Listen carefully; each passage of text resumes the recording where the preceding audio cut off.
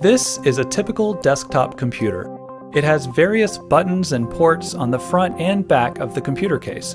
We're going to go over some of the most common ones, which you'll find on most desktop computers. Let's start with the front of the case. Most desktop computers have the power button on the front, although some all-in-one computers put it on the back behind the screen. Your computer will probably have an optical disk drive, also known as a CD-ROM or DVD-ROM drive. This has either a tray or a slot where you can insert a CD, DVD, or even a Blu-ray disc if it's a newer computer.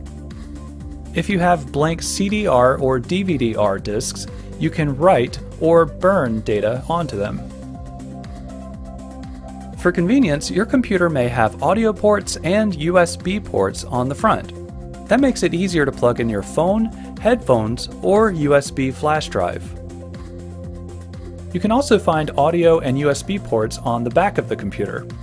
You'll usually have several USB ports so you can plug in all of the peripherals that you need.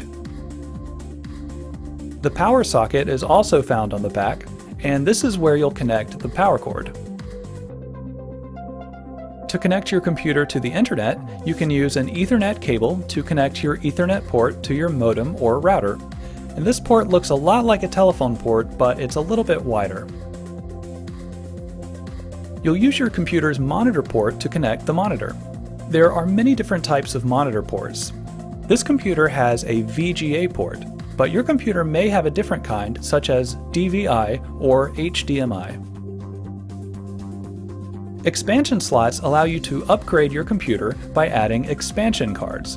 For example, you can add a graphics card to get better gaming performance.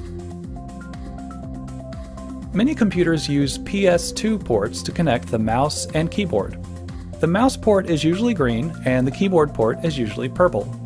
But if you have a USB mouse and keyboard, then you won't need to use these ports. Finally, some computers have a serial port and a parallel port for connecting to older peripherals such as printers. But today, most devices use the USB ports instead. So those are the main types of buttons and ports that you'll find on a desktop computer. Your computer may have the ports in different places, and it may even have a different type of port, but chances are most of these basic parts are there.